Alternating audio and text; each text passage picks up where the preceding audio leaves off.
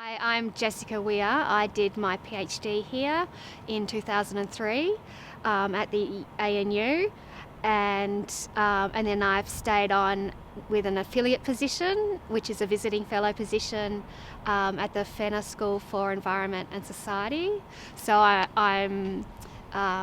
been involved in going to some of the yarning circles there that are student led, but then I also have I have an academic position at Western Sydney University.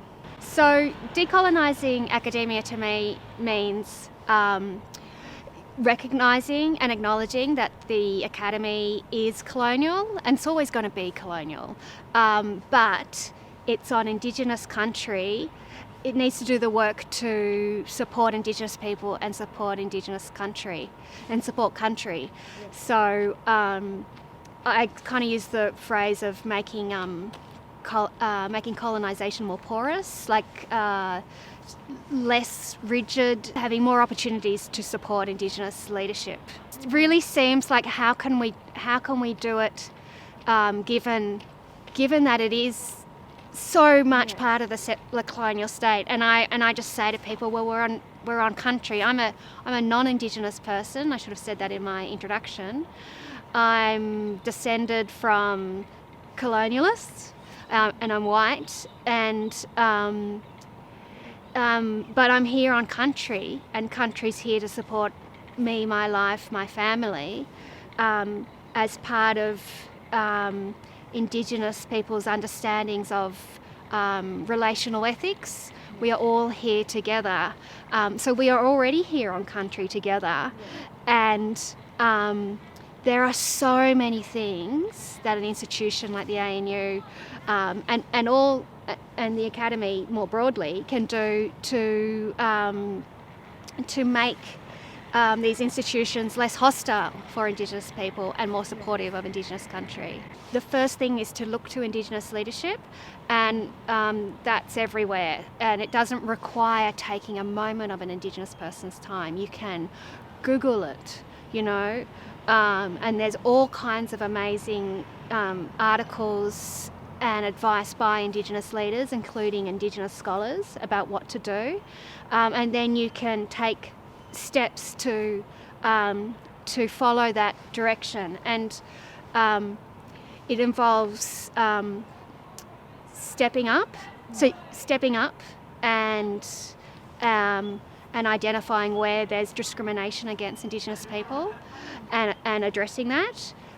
It requires stepping back to create space for Indigenous leadership. And then there's also walking alongside and doing work together. Knowing that you're going to make mistakes, and I'm speaking from a non-Indigenous perspective, you can still step up and do the work, because most of the work needs to be done by non-Indigenous people. Because it's mostly non-Indigenous people who are maintaining the systems of privilege. Yeah. And then there's also walking alongside the work that we do together, working across Indigenous and non-Indigenous difference. So much research does that. I'll give an example from my experiences doing a PhD at ANU. So I did a PhD here in 20 years ago. I started in 2004. And I had a research agreement with an alliance of traditional owners, Indigenous people from along the Murray River, about their water issues, freshwater issues. And during the PhD, I was thinking, well, what can I do to give back? They're supporting me to get my PhD. What can I do to give back? And I used to do, take minutes or help out with various things, but now that 20 years later, as an academic, I see actually it's not up to that PhD student to be giving back to that Indigenous group. And yes, that absolutely has to happen. But the university, the ANU, was benefiting from the commitment of that alliance of traditional owners to my scholarship, and yet the university didn't didn't give back. So the university should have seen this as an opportunity to support Indigenous people and Indigenous countries, so they could have supported with. So a really obvious one is to, I got my PhD and I published that as a book, but it would have been so useful if I then went and worked for that organisation for a year and produced outcomes for them that was specifically targeted to their immediate context. And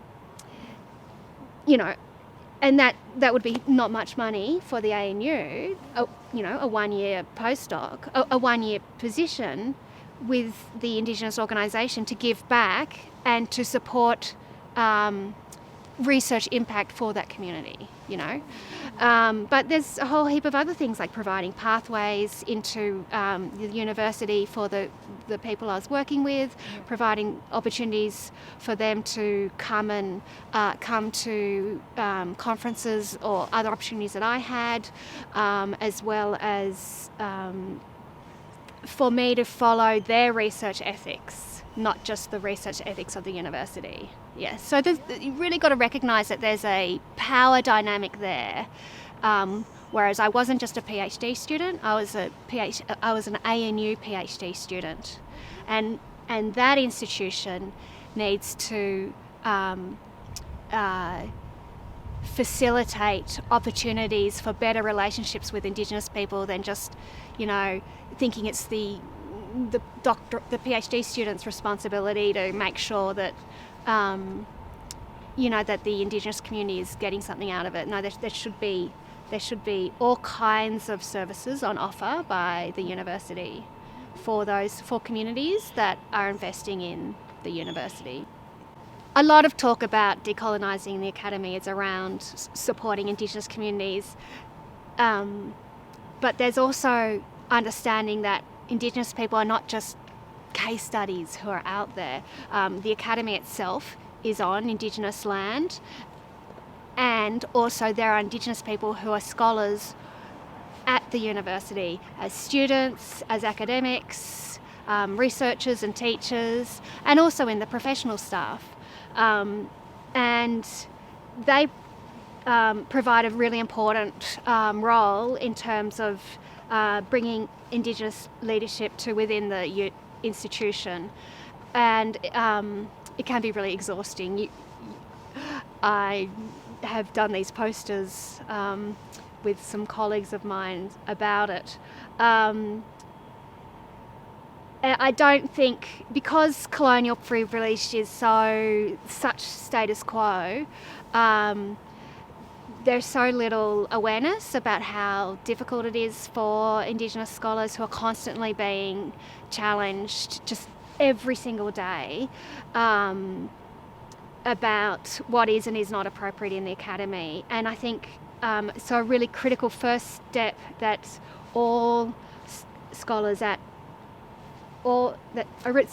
really critical step for all scholars in the academy is to educate yourself so that Indigenous scholars aren't always having to teach the ABC over and over again, every day to the new colleague, to the person who's coming to visit in the meeting. It needs to be a core capacity of the institution itself, understanding that Indigenous people have a different standpoint, and that standpoint has been disregarded and discriminated against by the academy. So one of the really big ways that settler colonial privilege persists in just the everyday conversations at the ANU are assumptions that erase Indigenous governance and Indigenous knowledges. So, for example, I'll go to a meeting and they'll talk about private and public land holdings, but actually the largest land holdings in Australia are communal land holdings by Indigenous peoples, formally recognised by the Australian Federation, and of course we know that all of Australia is country. And so Indigenous people aren't just a deviation when you talk about geographic area, their land holdings are, you know, it's most of Australia, you know, if you look at the maps. And then the other way is disregarding Indigenous knowledge, because Indigenous knowledge has a different... So another way is that Indigenous knowledge is... So another thing is the disregarding Indigenous knowledge systems, because Indigenous knowledge systems have a very different inheritance to the dominant knowledge systems in Australia, which are from the Euro-American tradition. We might call it the Western tradition. So Indigenous knowledge systems, for example, begin with understanding that people and nature are together. And what's important is understanding ethical relationships of this connected lives. So, you know, what's important, what's not important. Whereas a lot of the disciplines in the university are set up around separating humans and nature out and then studying them. So starting from separation, whereas Indigenous people start from connected relationships. And so that's probably you know, much more consequential than you wanted to hear for your video, but it actually really is. It really is what we've got to go to. We've got to understand what it means to be human and what nature is, especially in this time of climate change, rapid shifts in the climate, and what Indigenous people are saying is not being heard, because we're not most of the disciplines in the university are not first interrogating what nature means and what human means. And so instead it'll be that Indigenous knowledge has to be integrated or incorporated into, you know, the disciplines, without understanding that there's a much more holistic understanding of being, as based in ethics with all kinds of life forms, that's intergenerational, and that also includes your law and your language. And that's my understanding as a non-Indigenous person, that provides the accountability and the responsibility and the initiative to do something about environmental crisis, because it's so intimate, instead of separating all our lives out. Oh, that's fantastic that you brought up transdisciplinary solidarity, because the disciplines they discipline knowledge, they discipline what's appropriate and what's normal. And so, you know, these professional associations, the way courses are organised, degrees are organised, it's a disciplining of knowledge that means that Indigenous knowledge gets positioned as a kind of a messy holism that's difficult for the discipline knowledge to interact with. And the response usually is to then try and discipline the Indigenous knowledge, but actually what we need to do is critique the disciplines and find how they can work together to be transdisciplinary, you know, and to draw on other knowledge traditions. You know, we have Indigenous knowledge here in Australia from the land, so I always know that in Australia it's Indigenous knowledge that comes first. But there's certainly many other knowledge traditions around the world that do not do this disciplining of that is so unique to the Western organisation of disciplines in the academy. Did I answer the question? Has any implemented any structure in place to support trans-Indigenous scholarship? Trans-Indigenous scholarship. Yeah, I mean, supporting trans-Indigenous scholarship is so important because it gives Indigenous people more opportunities to just be Indigenous and to connect with Indigenous people around the world. And for the rest of the world to understand that what Indigenous people are saying is global. This is not about local, discrete cultural knowledge. This is global knowledge of global relevance. I don't know about any things from that question. Ask my friend Kim. All right. What are ways to improve acknowledgement of country and sovereignty in a more meaningful manner? What are ways to improve the acknowledgement of country and solidarity in a meaningful manner? Yeah. So acknowledging country has become it's now part of the... Yes. So acknowledging country is now part of the ceremony of events in Australia, which it wasn't 20 years ago. So I've seen that change since I started my PhD. But it's always been an Indigenous diplomatic tradition. It's always been an Indigenous policy, a diplomatic policy.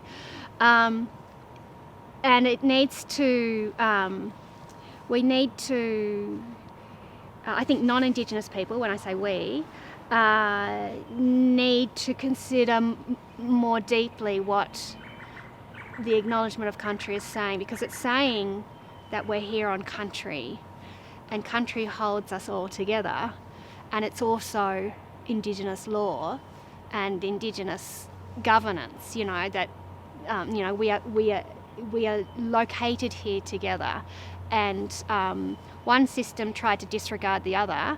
The non-Indigenous system is now regarding the other system, the Indigenous system that pre-exists, but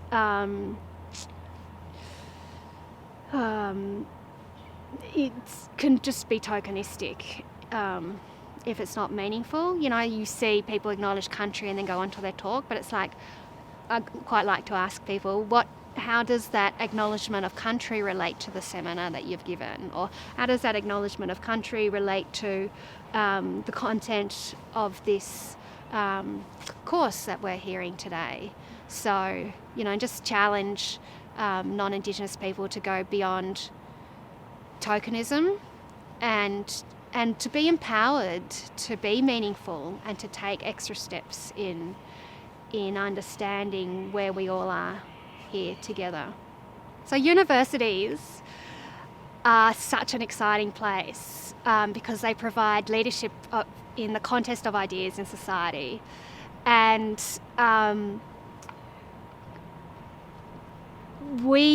really believe in generational change, and teaching is critical to that. And then also research provides evidence for policy change with the public sector, with the government. So there's huge potential for universities to lead, to provide, there's huge potential for universities to provide leadership in establishing more meaningful terms between Indigenous and non-Indigenous people in Australia by listening to their Indigenous colleagues, and as I said before, stepping back for Indigenous leadership and stepping up to take on the decolonial work to make these places less harmful for Indigenous people. And then, we can work together on more meaningful terms. We've already seen some really important barriers shift, which was acknowledging Indigenous presence, because that just didn't happen, which was extraordinary.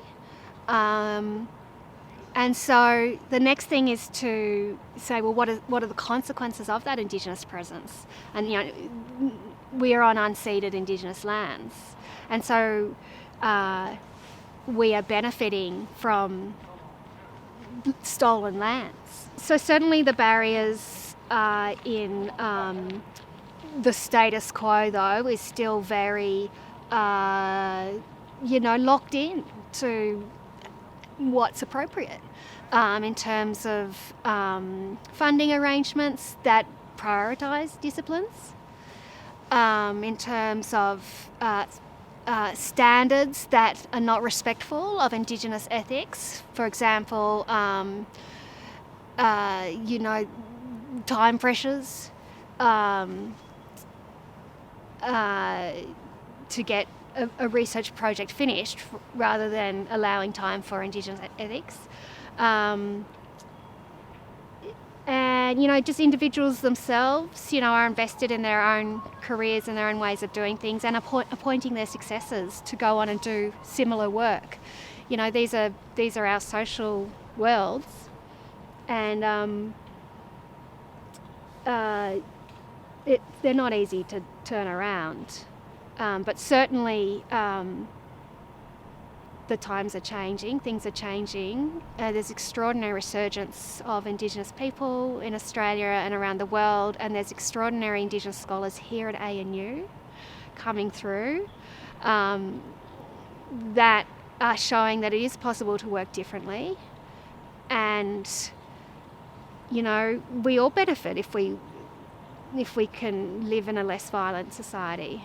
Oh, I don't know if we'll ever finish I don't know if there is a decolonising endpoint with the ANU or any university, because colonial systems are always reproducing themselves, so it's ongoing work. But we need to shift power in terms of who has resources and who has decision-making authority if things are going to change. And these have to be material changes. It's not just the intellectual work. But it's real, bricks and mortar, research centres, needs to be realised. Indigenous presence, needs to go beyond that acknowledgement of country, we don't have Indigenous studies at ANU, for example. There is no endpoint where, these are not settled, these are not issues that can be resolved. That's my understanding and from reading work by Indigenous leaders. We have co-located jurisdictions now. We have co-located jurisdictions, Indigenous and non-Indigenous, that are always going to be in tension, okay? But denying the existence of Indigenous people hasn't worked. So now we turn towards Indigenous, speaking as a non-Indigenous person, turning towards Indigenous presence. We can't resolve all these tensions. Too much has happened. But certainly we can acknowledge, where the problems are. And, it might not be that there are solutions or resolutions to many of the problems, but we can acknowledge them and we can work together more honestly about what's really going on.